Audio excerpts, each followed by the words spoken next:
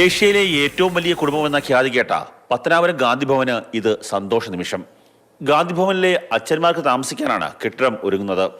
300 പേർക്ക് അന്തിയുറങ്ങാൻ സാധിക്കുന്ന 3 നില കെട്ടിടമാണ് ഉയരുന്നത്.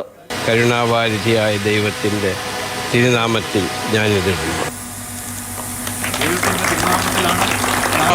സിമന്റ് ഇടട്ടെ.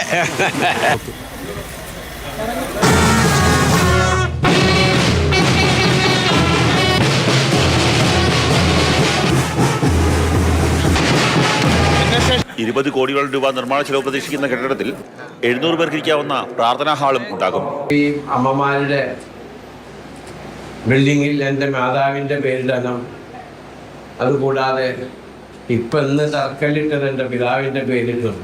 ഞാൻ പറഞ്ഞ് അതിലേക്കൊക്കെ ഉന്നതമായ ഒരു പിതാവിൻ്റെ പേരാണ് ഇവിടെയുള്ളത്.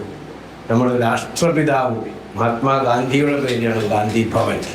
അപ്പോൾ ആ ഗാന്ധി ഭവന്റെ പേര് തന്നെ മതി. ഗാന്ധിഭവനിലെ അമ്മമാർക്ക് താമസിക്കാനായി യൂസഫ് അലി നേരത്തെ കെട്ടിടം നിർമ്മിച്ചു നൽകിയിരുന്നു. അതിന് സമീപത്ത് തന്നെയാണ് പുതിയ കെട്ടിടവും നിർമ്മിക്കുന്നത്. ഈ ഫോട്ടോ എടുത്ത് മാറ്റണം, അത് നോക്കി പ്രാർത്ഥിക്കരുത്. എന്നെ നിങ്ങൾ മലയാളത്തില് കുറ്റക്കാരനാക്കി ദൈവത്തിന്റെ മുന്നിൽ. മനസ്സിലായില്ലേ? നമ്മളും നിങ്ങളൊക്കെ ദൈവത്തിന്റെ അടിമകളാണ്. 2 വർഷത്തിനുള്ളിൽ നിർമ്മാണം പൂർത്തിയാകും. മാതൃഭൂമി ന്യൂസ്, കൊല്ലം.